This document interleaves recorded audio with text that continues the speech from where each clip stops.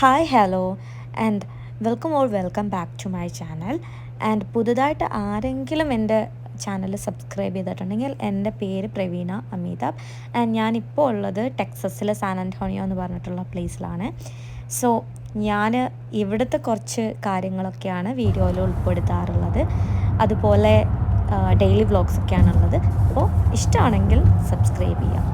So ഇന്നത്തെ video എന്താണെന്ന് വെച്ച് കഴിഞ്ഞാൽ ഞാനും അമ്മയും ഇതുവരെ ഏഷ്യൻ മാർക്കറ്റിൽ പോയിട്ടില്ല. നമ്മൾ സ്ഥിരമായിട്ട് ഫിഷ് വാങ്ങുന്നത് ഏഷ്യൻ മാർക്കറ്റിൽ നിന്നാണെങ്കിലും നമ്മൾ ഇതുവരെ പോയിട്ടില്ല.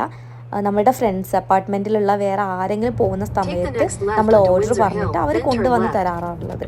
സോ ഞങ്ങൾ വിചാരിച്ചു ഇത്തവണ ഞങ്ങൾ പോയിട്ട് സാധനങ്ങൾ എല്ലാവർക്കും വേണ്ടിയിട്ട് വാങ്ങിക്കാമെന്ന്. അങ്ങനെ ഏഷ്യൻ മാർക്കറ്റിൽ പോകുന്ന ഒരു കുഞ്ഞു വീഡിയോ ആണിത്.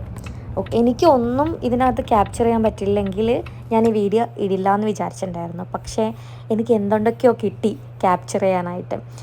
കൂടാതെ നമ്മുടെ നാട്ടിലുള്ള ആളുകൾക്കൊക്കെ പൊതുവേ ഒരു സംശയമുണ്ട്, വിദേശത്തൊക്കെ വന്നു കഴിഞ്ഞാൽ നമ്മുടെ നാട്ടിൽ കിട്ടുന്ന കാര്യങ്ങളൊക്കെ കിട്ടും US കിട്ടും, മറ്റ് രാജ്യങ്ങളിൽ എനിക്ക് അറിഞ്ഞൂടെ. അതായത് കാച്ചിലും കാവത്തും ചേമ്പും ചേനയും എല്ലാ സാധനങ്ങളും കിട്ടും. കാരണം കൊറിയ, ചൈന അങ്ങനെയുള്ള ആളുകളും ഇന്ത്യൻസ് കൂടാതെ അവരും ഉണ്ടല്ലോ. സോ ഇതുപോലെ ഏഷ്യൻ മാർക്കറ്റിലൊക്കെ നമുക്ക് മിക്ക സാധനങ്ങളും അവൈലബിൾ ആണ്.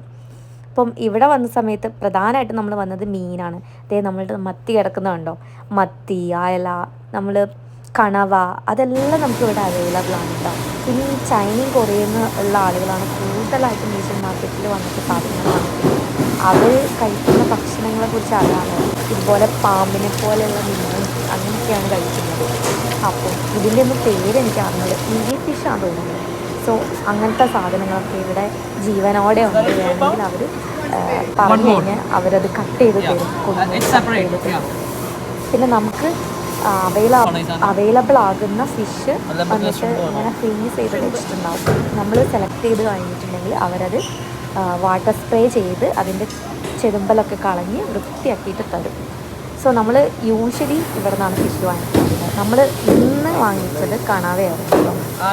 റെഡ് കളറുള്ള കണവയുണ്ട്, വൈറ്റ് നടുക്ക് കാണുന്ന വൈറ്റ് കളറുള്ള കണവയുണ്ട്. പക്ഷെ നമ്മൾ വാങ്ങിച്ചത് വൈറ്റ് കണവയായിരുന്നു. പിന്നെ നമ്മൾ അങ്ങനെ എല്ലാവർക്കും വേണ്ടിയിട്ട് ഫിഷൊക്കെ വാങ്ങിച്ചിട്ട് നമ്മൾ ബില്ലൊക്കെ പേ ചെയ്തിട്ട് പുറത്തിറങ്ങി. അപ്പം പുറത്തിറങ്ങുന്ന സമയത്ത് നമ്മൾ നോട്ടീസ് ചെയ്തിട്ടുണ്ടായിരുന്നു എല്ലാവരുടെ ഡ്രസ്സിലൊക്കെ ഒരു വ്യത്യാസം ഉണ്ടായിരുന്നു, ഒരു ഡിഫറൻസ് ഉണ്ടായിരുന്നു. എല്ലാവരും നമ്മൾ നാട്ടിൽ ചുരിദാറൊക്കെ ഇടുന്ന പോലെയായിരുന്നു ഗേൾസൊക്കെ ഡ്രസ്സപ്പ് ചെയ്തിട്ടുണ്ടായിരുന്നത്. അപ്പോൾ നമ്മൾ കുറച്ച് നേരം അവിടെ വെയിറ്റ് ചെയ്തപ്പോഴാണ് മനസ്സിലായത് ഇന്ന് ചൈനീസ് ന്യൂ ഇയർ ആണെന്ന് മനസ്സിലായത്. അപ്പം ചൈനീസ് ന്യൂ ഇയർ എന്ന് പറഞ്ഞു കഴിഞ്ഞാൽ സ്പ്രിംഗ് ഫെസ്റ്റിവലാണ് കേട്ടോ. അപ്പം നമ്മൾക്ക് മലയാള മാസം, തമിഴ് നാട്ടിലുള്ള ആളുകൾക്ക് അവരുടേതായിട്ടുള്ള ഒരു മാസത്തിലൊക്കെയാണല്ലോ ന്യൂ ഇയർ വരുന്നത്. അപ്പോൾ അതുപോലെ ഇവർക്ക് ലൂണി സോളാർ ചൈനീസ് കലണ്ടർ എന്ന് പറഞ്ഞിട്ട് കലണ്ടർ ഉണ്ട്. അപ്പോൾ അതിനകത്ത് ന്യൂ ഇയർ വരുന്നത് ഈ ഒരു സമയത്താണ്. അപ്പം നല്ല രസമായിരുന്നു കേട്ടോ അവരുടെ പ്രോഗ്രാംസ് കാണാൻ. ഇപ്പം നമ്മൾ US നിൽക്കുന്നതുകൊണ്ട് മാത്രം നമുക്കിങ്ങനെ ഡിഫറെൻ്റ് ആയിട്ടുള്ള കൾച്ചേഴ്സൊക്കെ, അവരുടെ ഫെസ്റ്റിവൽസും കൾച്ചറൽ പ്രോഗ്രാംസൊക്കെ എക്സ്പീരിയൻസ് ചെയ്യാൻ പറ്റുന്നത്. ഞാൻ ഫസ്റ്റ് ടൈമാണ് ഇത് കാണുന്നത്. സോ നമ്മൾ ഈ കണ്ടുകൊണ്ടിരിക്കുന്ന കലാരൂപത്തിൻ്റെ പേരാണ് ഡ്രാഗൺ ഡാൻസ് എന്ന് പറയുന്നത്. ചൈനീസ് കൾച്ചറിനെ സംബന്ധിച്ചിടത്തോളം ഏറ്റവും വലിയൊരു സിമ്പലാണ് ഈ ഡ്രാഗൺ ഡാൻസ് എന്ന് പറഞ്ഞു കഴിഞ്ഞാൽ.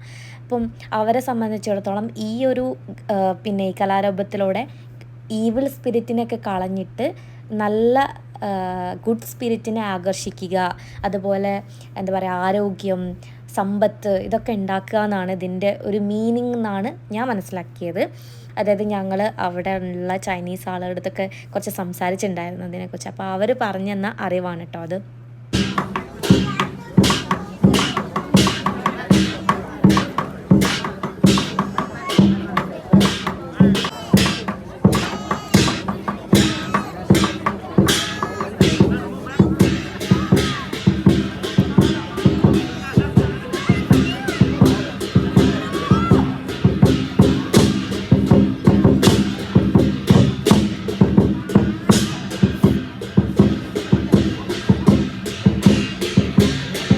കൂടാതെ ഇവരുടെ മിക്ക ഫെസ്റ്റിവൽസിനും ഇതുപോലെ ഡ്രാഗൺ ഡാൻസ്, ലയൺ ഡാൻസ്, അതുപോലെ ക്രാക്കേഴ്സ്, അതായത് പടക്കം പൊട്ടിക്കുക, അതൊക്കെ ഉണ്ടാവാറുണ്ട് കേട്ടോ.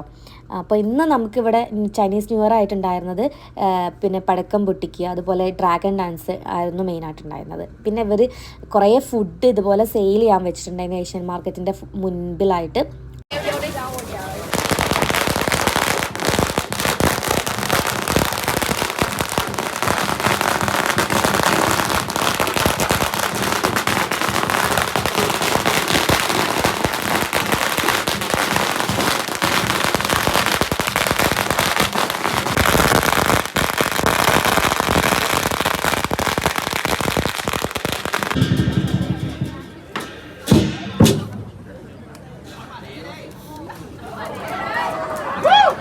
സോ ഇതായിരുന്നു കേട്ടോ ഈ ഒരു ഡ്രാഗൺ ഡാൻസ് ഒക്കെ അവതരിപ്പിച്ച ഒരു ടീം. ഇവർക്ക് നല്ല അപ്രിസിയേഷനൊക്കെ കിട്ടിയിട്ടുണ്ടായിരുന്നു. അപ്പോൾ ഇതൊക്കെ കഴിഞ്ഞിട്ട് നമ്മൾ വീട്ടിൽ പോവാണ് ഉണ്ടായത്. സോ ഈ വ്ലോഗ് ഇഷ്ടമായെന്ന് വിചാരിക്കുന്നു. Thank you.